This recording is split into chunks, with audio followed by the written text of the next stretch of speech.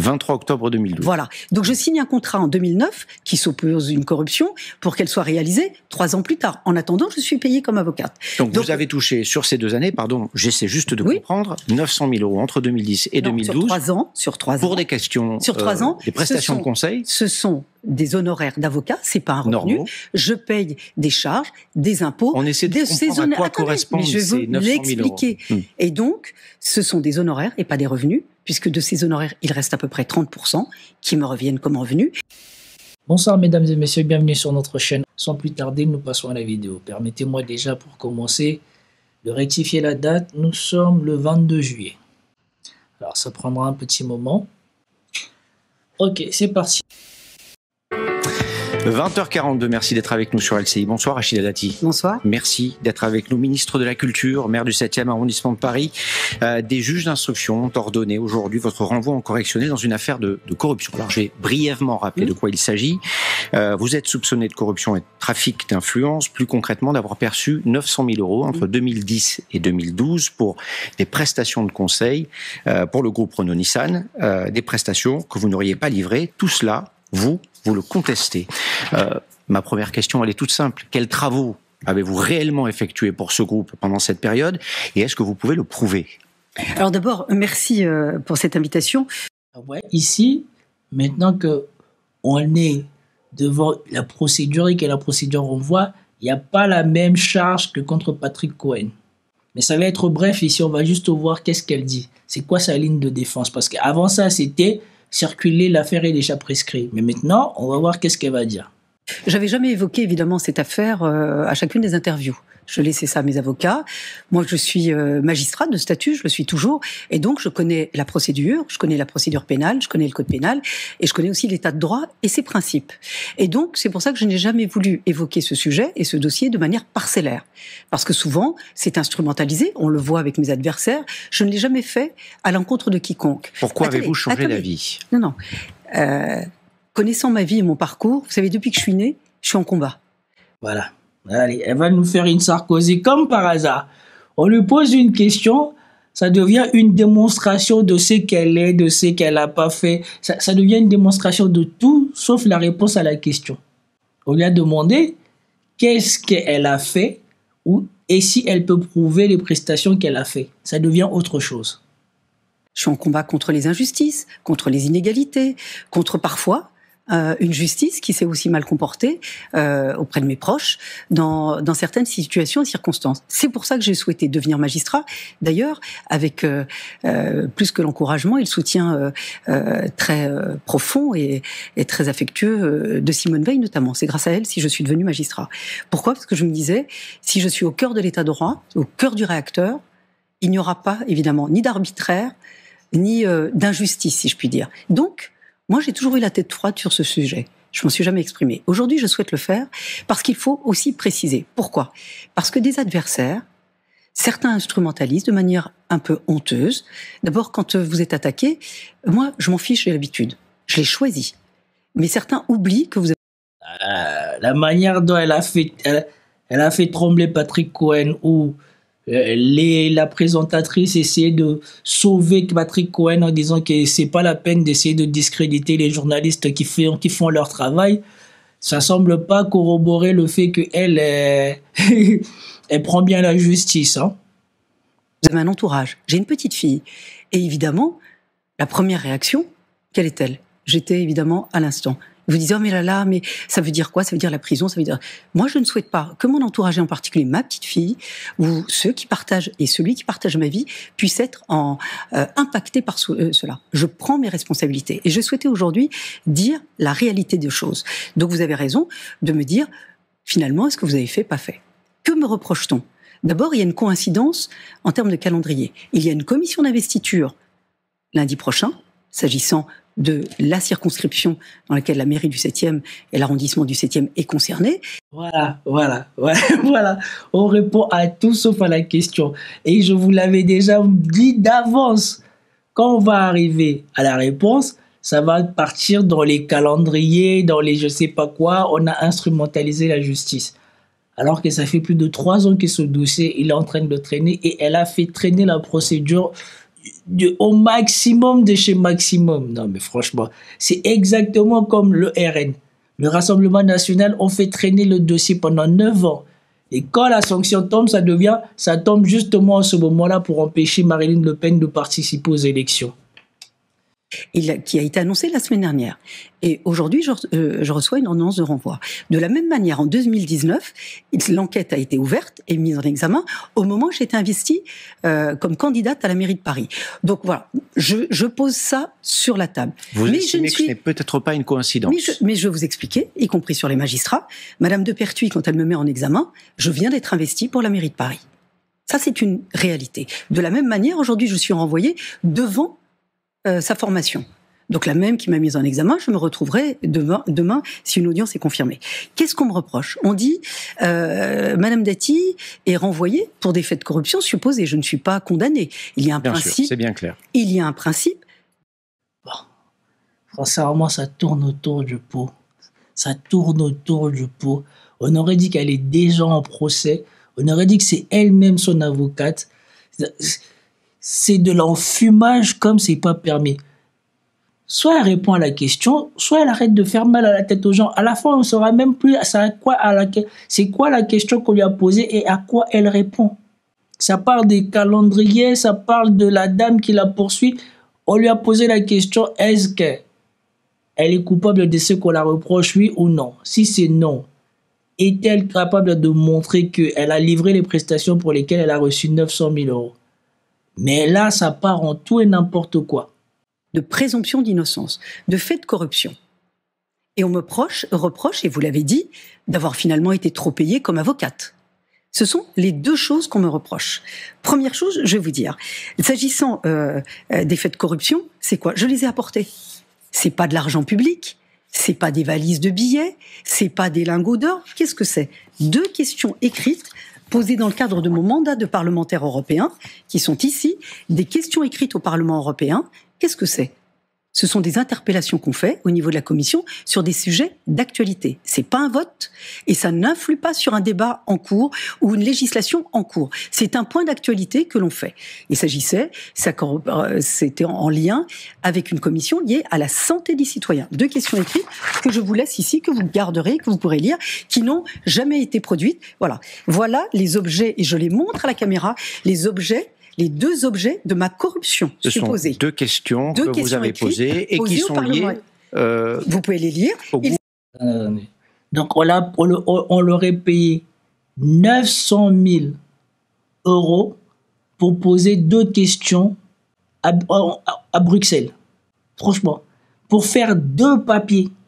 Pour faire 2 papiers à la machine, à l'ordinateur imprimé, on te paye 900 000 euros.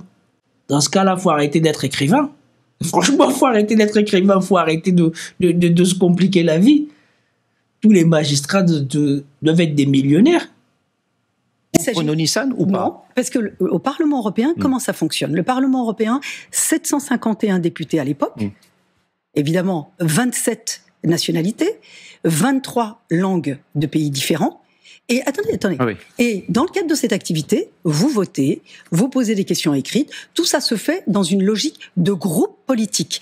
Il n'y a pas d'intérêt particulier. On ne discute pas de Renault Nissan ou de Mercedes ou de Audi. Vous défendez des secteurs, vous défendez des convictions. Je comprends bien, mais ce que l'on vous reproche, et pardon, on essaie de comprendre. On dit que ces questions écrites auraient été posées à la demande de Carlos Ghosn. Exactement, dans l'intérêt ou au bénéfice de Renault Nissan. Alors, je vais vous dire. Voilà ce qu'on vous reproche. Je vous les laisse, les intitulés sont très clairs et les réponses sont très claires. Il y a même une réponse dans une question écrite en disant, effectivement, c'était leadership sur le marché des véhicules propres, en disant, mais cette question est réglée puisque nous avons un comité qui, évidemment, discute avec des industriels.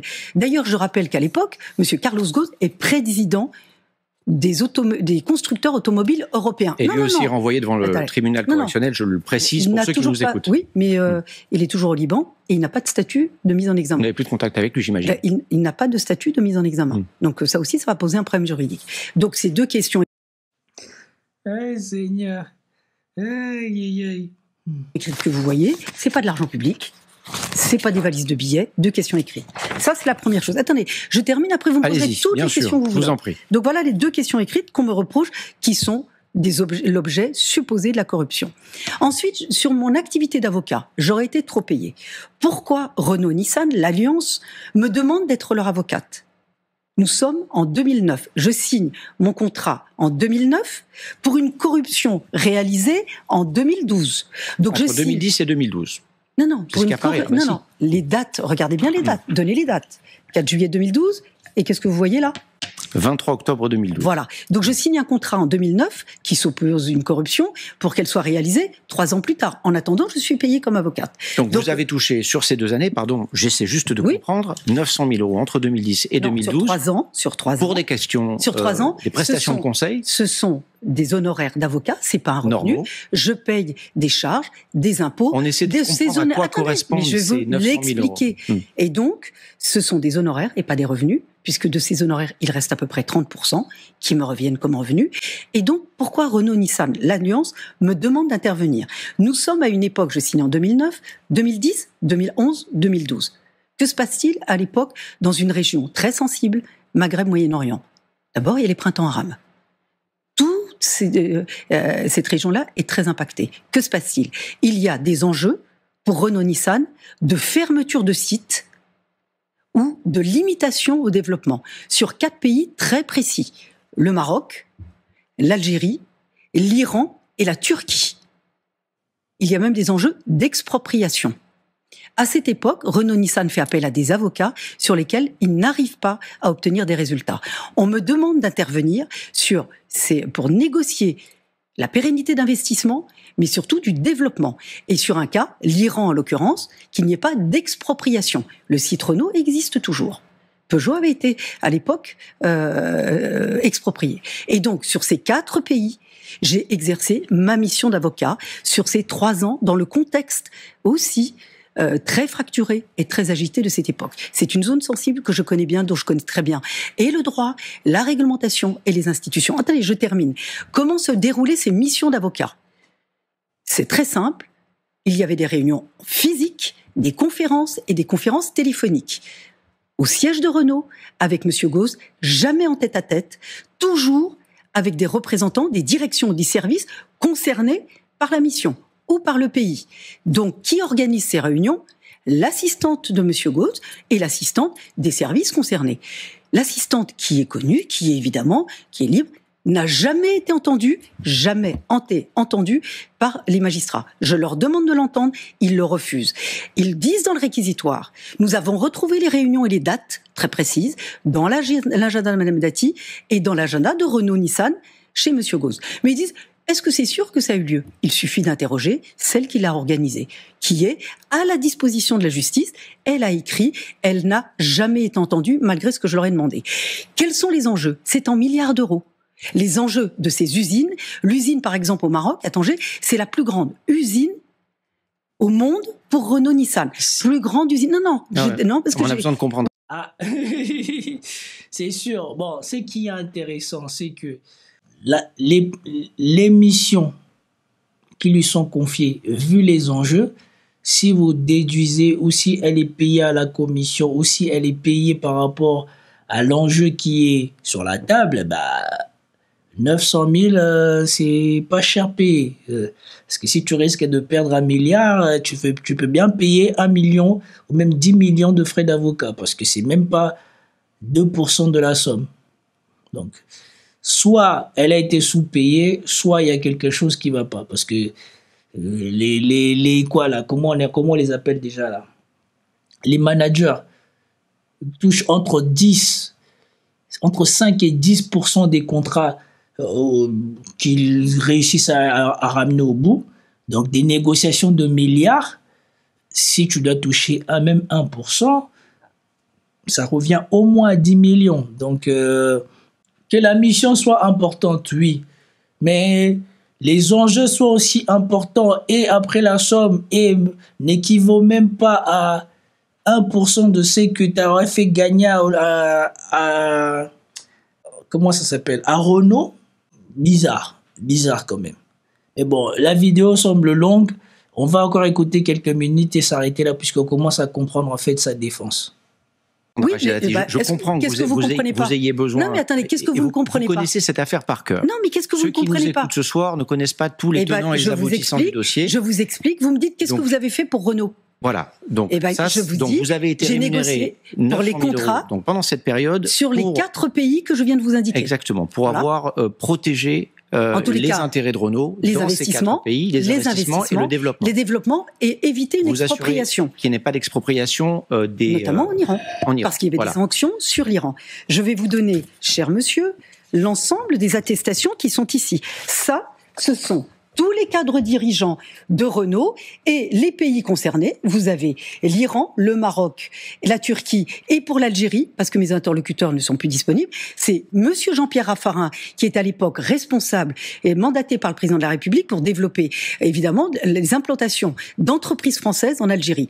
Il a attesté que j'étais bien l'avocate de Renault-Nissan à cette époque. Vous avez la Turquie, l'Iran, Jean-Pierre Raffarin, le Maroc, tout est ici. Et ça, tout le reste, ce sont des cadres dirigeants de Renault. Donc pour bien comprendre. Donc vous avez ici mon activité et vous avez ici la corruption supposée. Donc vous avez été rémunéré pour cela et non pas pour poser ces 2 questions. C'est ce que vous nous dites ce soir. Mais attendez, monsieur Carlos Ghosn était le président du plus grand groupe industriel automobile au monde, président des constructeurs automobiles européens. Vous pensez qu'il avait besoin de moi pour poser une question écrite, qui ne le concernait pas d'ailleurs, au Parlement européen? Ils ont des dizaines de lobbyistes au sein du Parlement européen. J'ai demandé à ce qu'on entende les lobbyistes, parce que les lobbyistes, ils auraient pu dire « Ah ben les questions écrites que Madame Dati a posées, ah ben tiens, ça nous concerne ». Refus par les juges. Donc moi, je vais vous dire, si je ne peux pas me défendre quand je demande des actes, je viens le dire ici publiquement. Moi, je pensais, parce que j'ai exercé comme magistrat, que quand il y a des demandes d'actes, quand elles seront jetées, elles sont motivées. Ça n'est pas le cas. Autre chose, on a dit, ah mais non, vous êtes dissimulé. Ah bon? J'ai dit, Madame la juge, Madame de Pertuis à l'époque, demandez la comptabilité. Demander la comptabilité. Dans la rejet de demande d'acte, ils disent on ne demande pas la comptabilité parce que ça fait plus de 10 ans, sans doute que cette comptabilité n'existe plus. Je fais une procédure.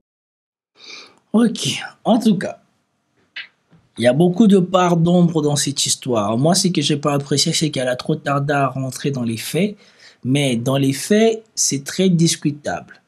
Et donc, moi, qu'elle ait fait un travail, ça je le conçois, mais au vu des enjeux, franchement, les enjeux sont énormes. Moi, je dirais même qu'elle est sous-payée au vu des enjeux.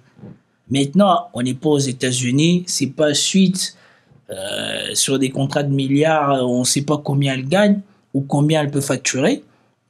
Mais, sincèrement, si les missions qu'elle avait à remplir, c'était ça, et qu'il y avait des milliards en jeu, et qu'elle n'a pu percevoir que 1 million, moi, ça me semble suspect. Par contre, si elle aurait été mieux rémunérée, moi, j'aurais dit c'est concordant. Donc, peut-être qu'il y a aussi, et il faut l'avouer, une instrumentalisation du pouvoir judiciaire en France, surtout sachant qu'elle, à la base, ce n'est pas une nantie, elle n'est pas là-bas, elle n'appartient pas à eux, et elle ne s'est pas fait que des amis dans sa carrière, avec son franc-parler et on a dit sa pugnacité, c'est mi-figue, mi-raisin. Sincèrement, à la lumière de tout ça, je comprends pourquoi elle se bat comme une lionne, et peut-être même qu'elle a raison, mais pour moi, il y a quand même un soupçon de quelque chose. S'il n'y aurait pas eu les 2 trucs-là qu'on lui reproche, j'aurais dit qu'elle a parfaitement raison. Mais après, je me serais étonné sur la rémunération. Et par contre, les 2 trucs-là qu'on lui reproche et la rémunération, pour moi, par contre, là, il y a matière à voir. On va voir de toute manière l'affaire va aller en correctionnel et nous verrons bien ce que les magistrats en diront et probablement que c'est loin d'être fini parce que connaissant Rachida Dati, même si elle perd, on va au minimum aller en appel et au maximum aller en cassation. Et donc, on arrête là pour Madame Rachida Dati. C'est aussi parce qu'il est très tard et que je ne peux pas prolonger cette vidéo étant donné qu'on a déjà fait 11 minutes à écouter la séquence de Rachida Dati sur LCI. Peace out à tous et à plus tard. Ciao.